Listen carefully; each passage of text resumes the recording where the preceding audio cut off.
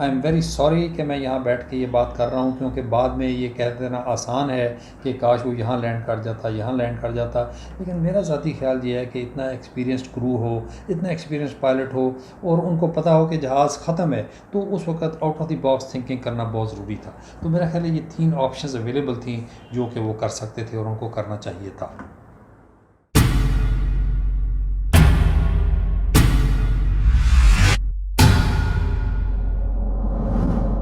अस्सलाम वालेकुम नाज़रीन। एक महीना पहले PIA की एयरबस A320 जो कि लाहौर से कराची आ रही थी, उसका एक नहायत ही अफसोसनाक और खौफनाक हादसा हुआ जिसमें तकरीबन 100 जानें ज़ाय हो गई और हम सब को इसका इंतहाई अफसोस है। उसके साथ ही चूँकि वज़ीर हवाबाज़ी गुलाम सरवर साहब ने कहा था कि 1 महीने के अंदर मैं इसकी रिपोर्ट पार्लियामेंट में पेश करूँगा, वो उन्होंने आज पेश की और कॉकपिट वॉइस रिकॉर्डर से भी कई बातें ऐसी हमें पता चली जो पहले मालूम नहीं थी। इसलिए ये लाज़िम है कि इस मौके के ऊपर हम एक छोटा सा वीडियो बना के आपको बताएं कि ये हादसे के पेश आने की असल वजूहात क्या थी और इसमें कौन कौन ज़िम्मेदार था और किस तरीके से पहली लैंडिंग के बाद भी जहाज़ को बचाया जा सकता था। मैं अपना तारुफ कराता चलूँ। मेरा नाम विंग कमांडर ज़फ़र इकबाल है। वहाँ पे अक्सर पाकिस्तान एयरफोर्स में एक पायलट की हैसियत से फ़्लाइंग करता रहा। ज़्यादातर मेरी फ़्लाइंग ट्रांसपोर्ट की ही है, चाहे वो छोटे जहाज़ मैंने उड़ाए या C-130 उड़ाए, फोकर उड़ाए। उसके बाद में मैं कुछ देर शाइन एयरलाइन में रहा, बोइंग 737-200 भी उड़ाए, 737-400 पे भी मैंने सिमुलेटर्स किए और सबसे बढ़ के ये कि मैंने इंग्लैंड से एयरक्राफ्ट एक्सीडेंट इन्वेस्टिगेशन का कोर्स किया हुआ है, जिसमें कि वो हमें समझाते हैं कि जब कोई एक्सीडेंट हो तो उसका एनालिसिस किस तरीके से करना है और किस तरीके से उसको रिपोर्ट को पेश करना है ताकि आम लोग उसको समझ सकें और हुकूमत को इस तरह पेश करना होता है ताकि वो देखें कि आइंदा उन्होंने क्या स्टेप्स उठाने हैं कि दोबारा ये हादसा पेश ना आए। ख़ातिन हज़रात, आपने चूँकि बहुत ज़्यादा वीडियोस ऑलरेडी देखी होंगी इस ट्रेजेडी के ऊपर, तो वो मैं लाहौर से बिल्कुल स्टार्ट नहीं करूँगा, लेकिन आपको कराची के अराइवल के बारे में बताऊँगा। ये चार्ट्स हैं जो कि बेहतरीन चार्ट्स बने होते हैं। एक जेप्सन कंपनी है इंटरनेशनल एविएशन की, जो कि ये कंपनी चार्ट्स बनाती है और ये देखें यहाँ तारीख लिखी हुई है कि 17 जनवरी 20 की को छपा है और इफ़ेक्टिव है 30 जनवरी से। Karachi Pakistan, star standard arrival, ये है स्टैंडर्ड अराइवल। इसका मतलब है कि सारे इसको फॉलो करेंगे, ये सब के लिए स्टैंडर्ड है और ये इनके नाम दिए हैं मुख्तलिफ, नवाब शाह 2 अल्फ़ा, नवाब शाह 2 ब्रावो और रनवेज़ 25 लेफ़्ट और राइट, ये जो दोनों रनवेज़ हैं उनकी ये अराइवल के लिए है। सो आप देखेंगे कि कितनी खूबसूरती से हर चीज़ डिस्कस की गई है। अब आप देखें कि ये लाहौर है, लाहौर से जितनी फ्लाइटें आती हैं वो नवाबशाह के ऊपर आती हैं। आप सब नवाबशाह से वाकिफ़ हैं और इसका फ़ासला कराची से 110 मील दूर है। नवाबशाह से जहाज़ों को डिसेंट दी जाती है, रेडार उनको डिसेंट देता है, रेडार ने पूरा कवर किया होता है और आम तौर पे जैसे ये फ़्लाइट 34,000 फुट के ऊपर थी और 1,000 फुट 3 मील कवर करता है। तो यहाँ से जब उसको डिसेंड करते हैं तो इसको कहते हैं नवाबशाह 2 अल्फ़ा अराइवल, 2 अल्फ़ा। और ये देखें 75 मील की ये लेग है, बड़ा आसान है ये समझने में, और 35 मील दूर ला के फिर आप यहाँ से जहाज़ टर्न करते हैं और सीधा रनवे की सेध में आ जाता है 35 मील दूर से। जब 10,000 फुट में जहाज़ आ जाता है यानी तकरीबन 30 मील बाहर, जो कि ये पॉइंट ही बनता है, तो एक हम उसको कहते हैं क्वाइट कॉकपिट या स्टेराइल, STERILE। स्टेराइल का मतलब होता है कि उसके बाद कैप्टन को पायलट और जो कोई होता है कोई इधर उधर की बात नहीं करते, टोटल कंसंट्रेशन करते हैं लैंडिंग के ऊपर ताकि कोई डिस्ट्रैक्शन ना हो, कोई प्री ऑक्यूपेशन ना हो। लेकिन यहाँ क्या हुआ कि लाहौर से जब वो आए हैं तो आधा घंटा पहले जो कि कॉकपिट वॉइस रिकॉर्डर रिकॉर्ड करता है, तो ये महसूस होता है कि वो दोनों पायलट कोरोना की डिस्कशन आपस में कर रहे थे और उन दोनों की फैमिली में जो केसेस थे उनको वो डिस्कस कर रहे थे। और जो इसी इशू में जब उनको डिसेंट मिली है तो उन्होंने थोड़ा सा लेट डिसेंट स्टार्ट किया है, क्योंकि वो एक खौफ की हालत में थे कोरोना को डिस्कस करते हुए फैमिलीज़ के बारे में, और इंस्टेड ऑफ के जी वो नवाबशाह से डिसेंट शुरू कर देते, वो डिसेंट थोड़ी लेट हो गई। और इसलिए जब वो डिसेंट लेट की तो जब उनको यहाँ पहुँच के होना चाहिए था 10,000 फीट, तो वो कोई 15,000 फुट के ऊपर थे, वो हाइट की ज़्यादा हाइट थे। और वो ऐसा मामला हुआ कि यहाँ से भी वो कोरोना डिस्कस कर रहे थे। अब मैं इसको आपको दूसरा पार्ट दिखाऊंगा जिससे ये कि टोटली क्लियर हो जाएगी आपको ये सारी बात। ये देखें, ये जब जहाज़ अब बाहर से आया तो इसको ये रनवे का अप्रोच बनती है और ये पॉइंट इसका 7 वे पॉइंट है जो कि 15 मील दूर है। और इसके ऊपर उसके बाद ये 254 ये रनवे का कोर्स है, यानी इसको आप फ्लाई करेंगे तो रनवे के आप सीधे में बिल्कुल आ जाएंगे। और ये देखें कि ये फिर इसकी ना DME दी हुई है कि 6 मील आप यहाँ से दूर हैं, 4 मील दूर हैं और 0.6 माइल यहाँ से आपने फिर डिसीजन करना है कि मैंने लैंड करना है कि नहीं। और अब इसकी प्रोफाइल मैं आपको दिखाता हूँ, इसी चीज़ की प्रोफाइल। इस चीज़ की प्रोफाइल देखें, ये है जिसमें कि ये 7 ये पॉइंट है जहाँ के जहाज़ को 3000 फुट होना चाहिए, इससे नीचे नहीं होना चाहिए। और जो हमारा जहाज़ था वो यहाँ से 2500 फुट ऊपर था, 5500 फुट था वो। और यहाँ मैं आपको ये बना देता हूँ, यहाँ हमारा जहाज़ 5500 फुट था यहाँ, यानी ऊपर था प्रोफाइल से। और यहाँ से आके 6 मील दूर जहाज़ को 2000 फुट होना चाहिए, और जब 4000 दूर हो तो 1370 फुट होना चाहिए।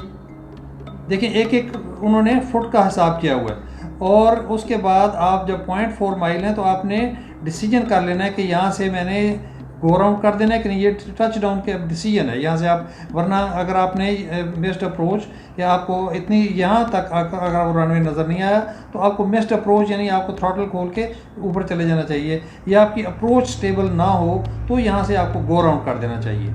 ये सारी ये है, इसको कहते हैं ILS प्रोफाइल।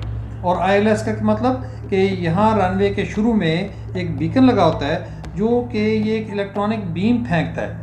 जब ये इलेक्ट्रॉनिक बीम फेंकता है तो आप समझें कि ये एक इलेक्ट्रॉनिक केबल बन जाती है, जिस तरह केबल कार की होती है। और अगर जहाज़ इसके ऊपर सवार हो जाए तो उसके बाकी सारे पैरामीटर्स ठीक हों तो वो इसको ऑटोमेटिकली फॉलो करता हुआ सीधा आके रनवे पर ही उतरेगा और उसकी लैंडिंग बिल्कुल ठीक होगी। और अगर वो इस लाइन को और हर चीज़ को फॉलो करेगा तो उसको हम कहेंगे कि ये स्टेबल अप्रोच है। अब स्टेबल अप्रोच क्या है, ये इसके मैंने आपके लिए एक अलग नक्शा बनाया है जो कि आपको मैं दिखाता हूँ कि स्टेबल अप्रोच। अब देखें वही रनवे, वही 3 डिग्री स्लोप, और क्या होना चाहिए कि जहाज़ को रनवे की लाइन में बिल्कुल होना चाहिए, उसकी स्पीड बिल्कुल वो होनी चाहिए जो कि आपके मेंशन है प्रोफाइल में। और एयरबस की स्पीड 160 से कम होती 130 तक आनी चाहिए, और ग्लाइड स्लोप के ऊपर होना चाहिए। ये जो लाइन बनी हुई है ये ग्लाइड स्लोप है, जो कि जहाज़ जो है वो ये स्लोप है जिसको फॉलो करता हुआ वो रनवे पर उतरेगा। पावर उसकी बिल्कुल एडजस्ट होनी चाहिए जो नॉर्मली 60 to 70% होती है। जो लैंडिंग गियर है वो नीचे होना चाहिए, यानी पहिए ऑलरेडी नीचे होने चाहिए। और फ्लैप्स जो आपने देखा होगा कि विंग के नीचे जब वो नीचे आते हैं तो जहाज़ की रफ्तार कम हो जाती है, वो इन पोजीशन होनी चाहिए। और सारी चेकलिस्ट पूरी, यानी आपने हर चीज़ चेक कर ली कि आपके पहिए नीचे हैं, कोई रेड लाइट ऑन नहीं है और आपकी स्पीड ठीक है। और ये आम तौर पे 1000 फुट के ऊपर जब जहाज़ होता है तो यानी 3 मील दूर 1000 फुट के ऊपर, यानी 7 जब हमने बताया था कि जी 11 मील दूर है आप या तो बिल्कुल सही आपको ये सारी चीज़ें कर लेनी चाहिए। जब आप ये सारी चीज़ें कर लेते हैं 1000 फुट ऊपर तो रन आपकी अप्रोच स्टेबल है। स्टेबल अप्रोच जब आप फ्लाई करेंगे तो आपकी लैंडिंग बिल्कुल परफेक्ट होगी। और अगर आपकी अप्रोच स्टेबल नहीं है आपको उसमें से लैंड नहीं करना चाहिए। अब ये जब हमारा जहाज़ कहाँ था ये मैं आपको दिखाता हूँ। हमारा जहाज़ यहाँ था, एयरबस ये ऊपर था। तो आप देख सकते हैं कि जहाज़ को होना कहाँ चाहिए और वो था किधर। और अब इसको जब ये आके इसने इस ग्लाइड स्लोप को कैप्चर करना है तो ये किस तरह यहाँ आएगा। तो आप देखेंगे जब एयर ट्रैफिक कंट्रोल ने उसको क्वेश्चन किया और उस जहाज़ को उसने कहा कि जी आपकी जो हाइट है वो बहुत ज़्यादा है, और उन्होंने कहा कि जी नहीं मेरी हाइट ज़्यादा नहीं है, मैं बिल्कुल ठीक हूँ। तो उसको फिर डाइव करके यहाँ आना पड़ा। डाइव की उसने, और जब डाइव की तो उसका रेट ऑफ डिसेंट 7000 फुट हो गया, जो कि 7000 फुट हो गया, जो कि आम तौर पे अगर यहाँ हो तो सिर्फ 15 देखो 900 के करीब होता है, 900 से 1000 फुट तक होता है। तो वो यहाँ आके उसको डाइव किया, और जब उसने ये डाइव किया तो वो ये भूल गया कि मेरे पहियों की क्या सिचुएशन है। उसने यहाँ पहिए नीचे किए हुए थे, लेकिन जब वो डाइव किया है उसने तो या पायलट का हाथ लग के गियर लीवर ऊपर हो गया, कि अगर पायलट जो कैप्टन था वो जहाज़ नहीं उड़ा रहा था तो उसने ये चेक्स करने की कोशिश की और उसने जहाज़ के लीवर को उठा के नीचे के बजाय ऊपर कर दिया और जहाज़ की रफ्तार और बढ़ गई और एक वक्त ऐसा आया कि जहाज़ की रफ्तार 260 नॉट हो गई, हालांकि ये इस वक्त 180 से कम होती हुई 160 पे आनी चाहिए थी। तो जनाब वो चूँकि प्रोफाइल ही उन्होंने गलत फ्लाई की। और दूसरा जो सबसे बड़ा प्रॉब्लम जो कि कॉकपिट वाइस रिकॉर्डर ने बताया है कि वो नवाब शाह से एक ही चीज़ डिस्कस करते आ रहे थे, वो था कोरोना, क्योंकि दोनों की फैमिलीज़ में कुछ कोरोना केसेस हुए थे तो उनका माइंड कोरोना के ऊपर चल रहा था। और यहाँ भी जब वो आए और ATC ने क्वेश्चन किया और उसने कहा कि भाई यू आर टू हाई, जब वो ATC ने कहा यू आर टू हाई तो उन्होंने कहा no no we are comfortable. ATC ने कहा उनको कि आप बहुत हाई हैं, तो अब यहाँ से लेफ्ट टर्न करें 180 डिग्रीज और जाके दोबारा चक्कर लगा के आ जाएं ताकि आप अप्रोच आपकी स्टेबल हो जाए और आप ग्लाइड स्लोप पर आ जाएं। लेकिन वो उन्होंने कहा कि नहीं हम कंफर्टेबल हैं और फिर कोरोना को डिस्कस करना शुरू कर दिए। यानी आप देखें कि बिल्कुल लैंडिंग से 2 मिनट पहले भी वो कोरोना को डिस्कस कर रहे थे। मेरा यहाँ ये ख्याल है, अजम्पशन है मेरी ये, कि उन्होंने जो कैप्टन था या को पायलट था उसने गलती से ये चेक करने के लिए कि पहिए नीचे हैं, शायद ये चेक करने के लिए, तो उसने हाथ जब गियर को मारा तो गियर लीवर तो ऑलरेडी नीचे था और उसको ऊपर कर दिया और पहिए ऊपर चले गए। और हालांकि उसके बाद फ़ौरन वो चाइम शुरू हो गई जो कि एक आवाज़ आती है लगातार, too low gear, too low gear, gear कहते हैं पहियों को। तो ये आवाज़ तो आती रही, लेकिन चूँकि उनका जहन कोरोना के अंदर बिल्कुल टोटली घुसा हुआ था तो वो बेचारे उसको मिस कर गए इन टोटलिटी। अब वो कोरोना डिस्कस करते आ रहे हैं और ये वो भूल गए हैं कि उन्होंने जो स्टेबल अप्रोच है उसके जो 5 चेक्स हैं वो पूरे करने हैं। और यहाँ हाथ लग के उसका वो पहिया, उसके पहिए ऊपर हो गए और वो यहाँ वो बहुत तेज़ी से जहाज़ आया और यहाँ जबकि उसकी स्पीड 130 नॉट होनी चाहिए थी, उसकी स्पीड 210 नॉट थी। आप देखें कि कितना वो तेज़ जहाज़ आ रहा था। नॉट होता है नॉटिकल माइल, जिसको अंग्रेज़ी में या एविएशन की ज़बान में हम नॉट कहते हैं। तो इतना वो, यानी आप देखें कि 80 मील वो तेज़ था। आज जब 80 मील तेज़ था और उसके पहिए भी नीचे नहीं थे, जब वो पहिए नीचे नहीं थे तो जहाज़ की स्पीड ख़त्म नहीं हो रही थी। जब जहाज़ की स्पीड ख़त्म नहीं हुई तो वो 4500 फुट पे आके जहाज़ का इंजन ज़मीन के ऊपर टकरा गया, बायां इंजन ज़मीन के ऊपर टकरा गया, लेफ़्ट साइड वाला इंजन 4500 फुट के ऊपर।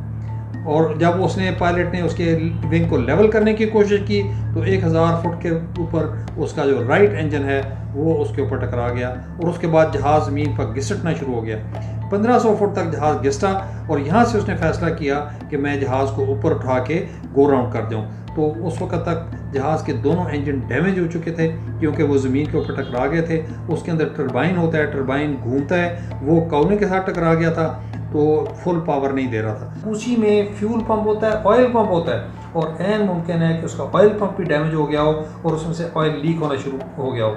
और अगर ऑयल लीक होना शुरू हो जाए तो जो पंप्स हैं वो बंद हो जाते हैं। जब पंप बंद हो जाएं, ऑयल पंप बंद हो जाए तो इंजन भी बंद हो जाता है। तो जब उसने उसको कहा, क्लियर किया कि क्लाइंब टू 3000 फीट, तो वो उसने 3000 फीट की क्लियरेंस दी कि आप वापस आके लैंड कर जाएं, लेकिन उसके पास इतनी पावर नहीं थी कि वो 3000 फीट भी क्लाइंब करे। अब देखें ये दूसरा नक्शा मैंने बनाया कि ये दोनों रनवेज हैं, 25 लेफ़्ट और 25 राइट। और ये देखें कि वो 4500 फुट जो रनवे पीछे छोड़ गया जहाज़, उसके बाद उसका लेफ़्ट इंजन यहाँ टकराया, राइट इंजन आगे टकराया, 1500 फुट वो घिसटा और उसके बाद वो गो राउंड कर गया। जब वो गो राउंड कर गया तो उसको यहीं रियलाइज़ हो गया कि पावर नहीं आ रही, क्योंकि जब ATC ने कहा कि 3000 फुट तक क्लाइंब कर जाएं तो वो क्लाइंब नहीं कर सका। और लेफ्ट टर्न जब उसने उसको दे दिया 110 डिग्रीज, तो उसने थोड़ी देर बाद पूछा कि भाई आपको तो 3000 फुट दिया था, तो आप तो 2000 फुट पे भी नहीं आए। तो पायलट ने कहा गिव मी 2000। यानी आप देखें कि ये जहाज़ बड़े पावरफुल होते हैं और उसका फ्यूल भी कम था, तो हल्का जहाज़ था। तो अगर वो यहाँ तक क्लाइंब नहीं कर सका तो उसको, पायलट को यहाँ क्लियर हो गया था कि पावर नहीं आ रही और मेरा ये जहाज़ कहीं जाएगा नहीं। तो खैर यहाँ से उसने फिर कोशिश की चलने की और 17 मिनट उड़ा वो। और जब वो उसने फिर ज़्यादा प्रॉब्लम ये हुआ कि टावर ने उसको नहीं पूछा कि तुम्हें क्या प्रॉब्लम है, उसने भी टावर को नहीं बताया कि मुझे क्या प्रॉब्लम है। कि वो कोई हेल्प करे। उसके बाद जनाब वो आपस में अंदर बैठे डिस्कशन कर रहे होंगे कि अब हम क्या करें, और चूँकि पावर नहीं आ रही होगी तो बड़ी मुसीबत पड़ेगी होगी कि क्या करें। तो वो यहाँ जब उन्होंने आके फ़ैसला किया कि वो जाना तो ये चाहते थे रूट कि यहाँ से जाके हम लैंड करें, लेकिन जब वो यहाँ जहाज़ पहुँचा तो उसने फ़ौरन टर्न करना शुरू कर दिया। तो टावर ने पूछा कि क्यों आप लेफ्ट टर्न कर रहे हैं, तो उसने कहा कि मेरे दोनों इंजन जो हैं वो ख़त्म हो गए, इंजन मेरे दोनों जो हैं वो जवाब दे गए, इंजन्स ख़त्म, दोनों इंजन ख़त्म। 8303 अप्रोच। जी sir. appears to be turning left. Rail proceeding back, sir. We have lost engines. Runway available to land at 25. अच्छा। तो अब उसने ये जो थोड़ी सी स्पेस थी, बस यहाँ से उसने पहिए नीचे किए तो उसकी डिसेंट और ज़्यादा हो गई, और वो बस बड़ी मुश्किल से वो यहाँ पहुँचा, और यहाँ उसने कहा मेडे मेडे मेडे। Sir mayday mayday mayday Pakistan 8303। Pakistan 8303 Roger sir. Both runways available to land. मेडे का ये मतलब होता है जहाज़ ख़त्म हो गया, जहाज़ तबाह होने वाला है, और ये काम बिल्कुल ख़त्म, और यहाँ आके वो जहाज़ क्रैश कर गया, वो फ्लेम्स में जाके वो घुस गई। तो ये जनाब ट्रेजेडी यहाँ आके वो कंप्लीट हो गई।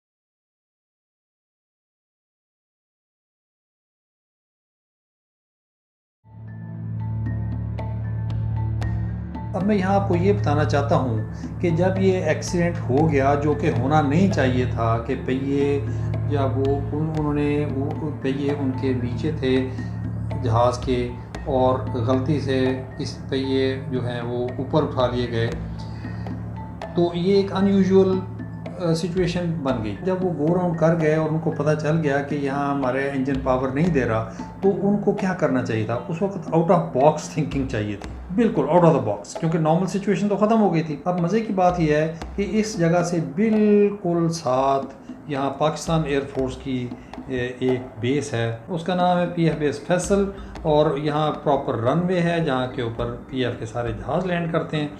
तो अगर वो आउट ऑफ द बॉक्स सोचते और यहाँ से वो टावर को कहते कि नहीं जी हमने यहाँ लैंड करना चाहते हैं, तो बड़े इत्मीनान से ये जहाज़ यहाँ लैंड कर जाता और सारे जो एक्सीडेंट है वो बच जाता। और यहाँ टेक ऑफ के बाद वो 17 मिनट की फ़्लाइट उसने की। फ़र्ज़ कर लें कि ये मिस हो गया था, बात उनके जहन में नहीं आई तो कोई मसला नहीं।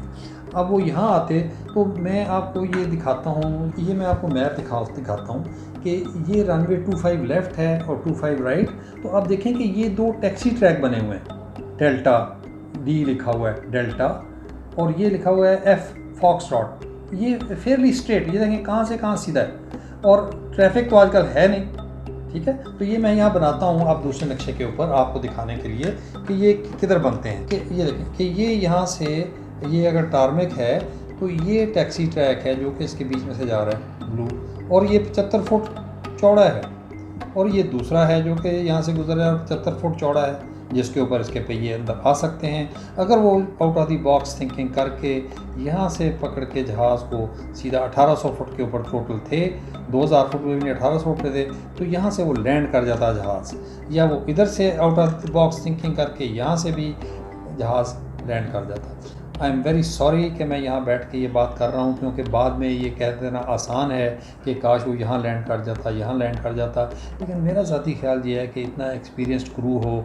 इतना एक्सपीरियंस्ड पायलट हो, और उनको पता हो कि जहाज़ ख़त्म है, तो उस वक्त out of the box thinking करना बहुत ज़रूरी था। तो मेरा ख्याल है ये 3 ऑप्शंस अवेलेबल थी जो कि वो कर सकते थे और उनको करना चाहिए था। ख़वातीन हज़रात, आपने सारी वीडियो देखी और हमने आपको मुख्तलिफ़ चार्ट्स वगैरह से ये बयान किया कि ये बहुत ही आसान फ़्लाइट थी, जिसको उर्फिया में मिल्क रन कहते हैं, जिसका मतलब होता है कि आप बाज़ार से जाकर सिर्फ दूध ले आएँ। इससे ज़्यादा ये फ़्लाइट मुश्किल नहीं थी, लेकिन सिर्फ SOP को फॉलो ना करने की वजह से, जो कि रूटीन स्टैंडर्ड ऑपरेटिंग प्रोसीजर्स हैं, जहाज़ के पायलट एक ऐसी डिस्कशन में मुलव्वस हो गए कि वो रूटीन काम करना भूल गए और इस हादसे में 100 जानें ज़ाया हो गई।